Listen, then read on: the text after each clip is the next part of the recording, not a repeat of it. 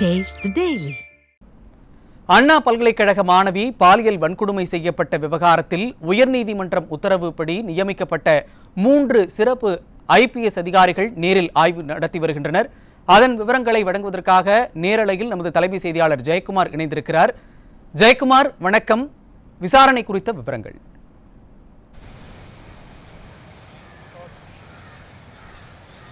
கண்டிப்பாக சைது, சென்னை அண்ணா பல்கலைக்கழகத்தில் கடந்த 25ஆம் தேதி இங்கே மிகப்பெரிய அளவில் ஒரு போராட்டம் நடைபெற்றது. அனைத்திந்திய அண்ணா திராவிட முன்னேற்ற கழகத்தின் சார்பிலே இந்த அண்ணா பல்கலைக்கழகத்திலே தமிழகத்தில் இருக்கக்கூடிய மிக முக்கியமான பல்கலைக்கழகமாக இருக்கக்கூடிய இந்த பல்கலைக்கழகத்திலே 2ஆம் ஆண்டு பொறியியல் கற்பிக்கக்கூடிய மாணவிக்கு பாலியல் வன்கொடுமை நிகழ்த்தப்பட்டது. இந்த சம்பவத்தில் திமுகவினுடைய சைத பகுதி இளைஞரணியுடைய துணை அமைப்பாளராக இருக்கக்கூடிய ஞானசேகரன் என்பவர் கைது செய்யப்பட்டார். ஞானசேகரனுடைய பின்புலம் ஏற்கனவே நாம் தெரிவித்திருந்தோம்.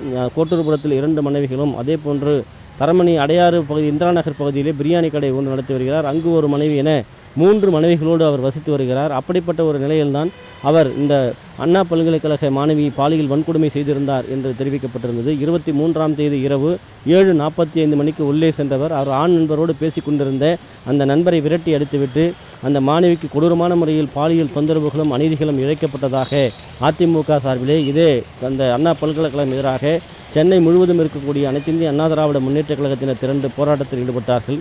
அதேபோன்று தமிழகம் முழுவதும் போராட்டம் தீவிரப்படுத்தப்பட்டு அதிமுக சார்பிலே மிகப்பெரிய அளவிலே ஆர்ப்பாட்டம் நடத்தப்பட்டிருக்கிறது. இந்த நிலையில் ஏற்கனவே தேசிய மனித உரிமை ஆணையத்தினுடைய உறுப்பினர்களாக இருக்கக்கூடிய மம்தா குமாரி, அதே போன்று பிரவீன் சிவானிடே உள்ளிட்ட 2 பேர் நேரடியாக வந்து அண்ணா பல்கலைக்கழகத்திலே பாலியல் வன்கொடுமை இழைக்கப்பட்ட அந்த பகுதிக்கு சென்று ஆய்வு மேற்கொண்டு விசாரணை நடத்தினார்கள். அண்ணா பல்கலைக்கழகத்திலே மாணவி படிக்கக்கூடிய அந்த பிரிவை சார்ந்த முக்கியமான பேராசிரியர்கள், துறையை சார்ந்த துறைத் தலைவர் உட்பட அண்ணா பல்கலைக்கழகத்தினுடைய பதிவாளர், அதே போன்று துணைவேந்தர் உள்ளிட்ட பல்வேறு நபர்களும் விசாரணை நடத்தப்பட்டது. காவல்துறை ஆணையர், DGP ஆகியோரிடமும் விசாரணை மேற்கொள்ளப்பட்டது. தொடர்ச்சியாக ஆளுநரோடு ஆலோசனை நடத்தப்பட்ட பிறகு சென்னை விமான நிலையத்திலே மிகப்பெரிய ஒரு பாலியல் வன்கொடுமை அநீதி இழைக்கப்பட்டிருக்கிறது. இது தொடர்பாக மத்திய அரசிற்கு நாங்கள் அறிக்கை சமர்ப்பிப்போம் என்று தெரிவித்திருந்தார். அறிக்கை சமர்ப்பிக்கப்பட்ட பிறகு அந்த அறிக்கையானது குறிப்பாக நீதிமன்றத்தில் தேவைப்படுகிற போது நீதிமன்றத்திற்கும் அது அனுப்பப்படும். நீதிபதிகள் இது குறித்து பல்வேறு கட்ட விசாரணைகள் விரிவுபடுத்துவார்கள் என்று எதிர்பார்க்கப்படுகிறது. இந்த நிலையில் அதாவது 3 IPS அதிகாரிகள் கொண்ட ஒரு குழுவை இந்த பாலியல் வன்கொடுமை தொடர்பாக விசாரணை நடத்துவதற்கு அமைக்க வேண்டும் என்று உயர்நீதிமன்றம் உத்தரவு பிறப்பித்திருந்தது. அதனுடைய அடிப்படையில் அண்ணா நகர், அதே போன்று ஆவடி, சேலம் ஆகிய பகுதியிலிருந்து 3 IPS அதிகாரிகள் இந்த விசாரணை குழுவினுடைய அதிகாரிகளாக நியமிக்கப்பட்டிருக்கிறார்கள். அவர்கள் தற்போது சென்னை அண்ணா பல்கலைக்கழகத்திலே அந்த ஆய்வை மேற்கொண்டிருக்கிறார்கள். குறிப்பாக மாணவி பாலியல் அநீதி இழைக்கப்பட்ட அந்த பகுதி முழுவதுமாக அவர்கள் ஆய்வு மேற்கொண்டிருக்கிறார்கள். அதேபோல் அண்ணா பல்கலைக்கழகத்திலே மாணவி படிக்கக்கூடிய பேராசிரியர்கள், அங்கு இருக்கக்கூடிய துறைத் தலைவர், பதிவாளர் உள்ளிட்ட பல்வேறு தரப்பில் இந்த விசாரணை நடத்தப்பட்டிருக்கிறது. தொடர்ச்சியாக மாணவிக்கு இழைக்கப்பட்ட அநீதி தொடர்பாக இந்த விசாரணையை செய்திருப்பதாக அந்த அதிகாரிகள் தரப்பிலே தகவல் தெரிவிக்கப்பட்டிருக்கு. தொடர்ந்து விசாரணை நடத்தப்பட்டு வருகிறது. குறிப்பாக இந்த விசாரணையுடைய பின்புலத்திலே ஞானசேகரனோடு உள்ளே அந்த ஞானசேகரன் குறிப்பிட்ட ஒரு சார் ஒருவரிடம் இந்த வீடியோவை காட்டப்படும். அந்த சாரிடம் காட்டினால் நீங்கள் படிக்க முடியாது, மீண்டும் பல்வேறு தொல்லைகளுக்கு ஆளாகும் என்றெல்லாம் பேசியதாக கூறப்படுகிறது. அந்த சார் யார், அந்த சார் என்கிற முறையில் அதிமுகவுடைய பேனர்கள், அதே போன்ற போராட்டங்கள் தீவிரப்படுத்தப்பட்டு வருகிறது.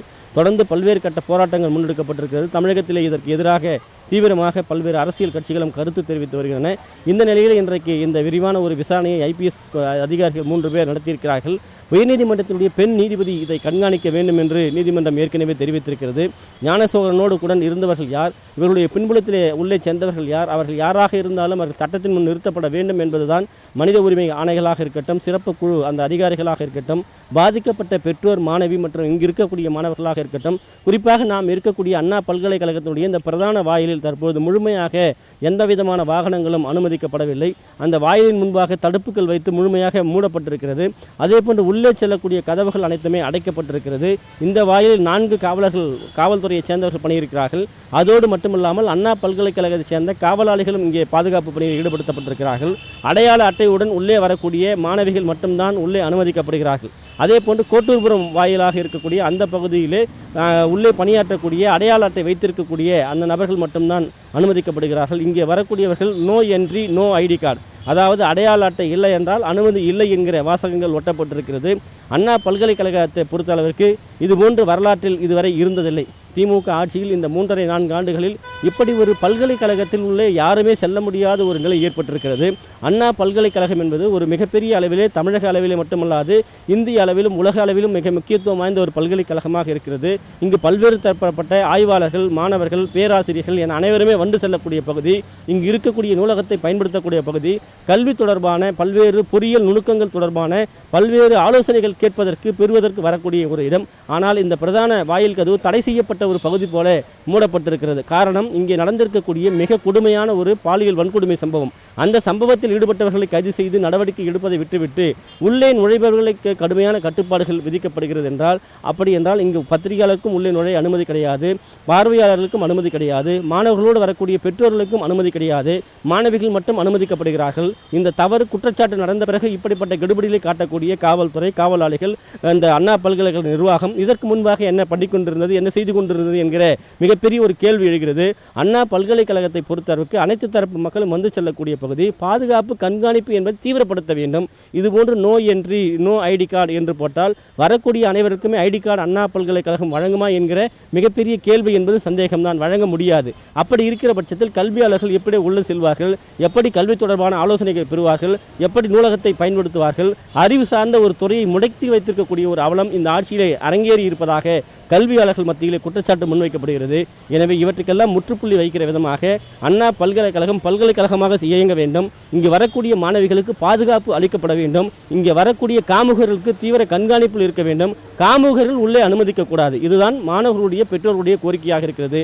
அதனை செய்வதற்கு முன்வர வேண்டும் என்பதுதான் எதிர்பார்ப்பாக, வேண்டுகோளாகவும் இருக்கிறது. சையத்,